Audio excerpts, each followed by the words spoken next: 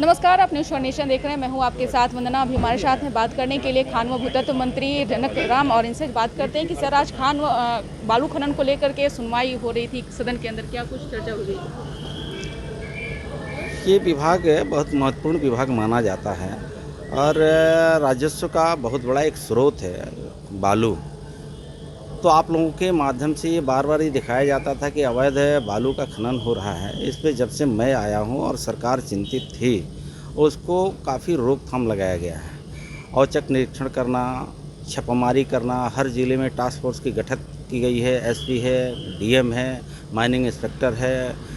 तो तमाम लोग मिल करके अगर इस तरह के अवैध कारोबार से जुड़े हुए लोगों को छापामारी होती है, गिरफ्तारियां होती है, संपत्ति जब्त करने का निर्णय लिया गया है, तो सरकार कहीं पीछे नहीं हट रही है। सुशासन की सरकार में न्याय संगत सरकार चल रही है। जो भी गलत काम करने वाले लोग हैं उनके ऊपर कानूनी कार्रवाई हो रही है। सर, आप भी मंत्री हैं और मंत्री के नाते आपने भी बड़ी कड़े रुख अपनाए कि जो भी इसके अवैध खन अगर कालाबाजारी करते हैं तो उसके ऊपर कार्रवाई की जाएगी, लेकिन कार्रवाई करने के बावजूद में भी अभी भी कालाबाजारी हो रही है। मुझे लगता है कि इस पर हम अंकुश लगाए हैं, लगेगा भी, और जो भी इस कारोबार में जुड़े हुए हैं उनका मनोबल टूटा हुआ है और पूर्णतः इस चीज़ को मैं रोक करके ही दम लूँगा। इससे पीछे हटने वाला नहीं हूँ। सरकार कटिबद्ध है। जो भी गलत काम कर रहे हैं, बालू अवैध खनन कर रहे हैं, उसको हम होने नहीं देंगे।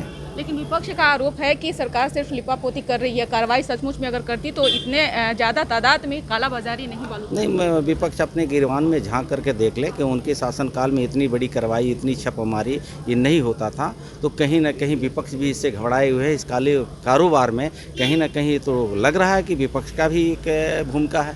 इसलिए कार्रवाई जैसे हो रही है उनकी परेशानियां बढ़ रही है, इसलिए ऐसे कह रहे हैं। तो मुझे लगता है कि सत्ता पक्ष हो और पक्ष हो, एक काला बालू का काला कारोबार से सत्ता और विपक्ष का कोई मतलब नहीं है। ये कानून अपना काम कर रही है। मुझे लगता है कि इस पे काम करने में मुझे खुशी हो रही है और सबका सहयोग भी मिल रहा है। तो सदन में जिस तरह से सवाल आ रही है उस सवाल का जवाब भी मिल रहा है और जो ज़मीन पर जिन लोगों ने अवैध कारोबार कर रहे हैं उस पर कड़ी से कड़ी कार्रवाई भी हो रही है। सर, आपने निगरानी विभाग को भी सौंपे हैं काम को करने के लिए, क्या कुछ कहेंगे?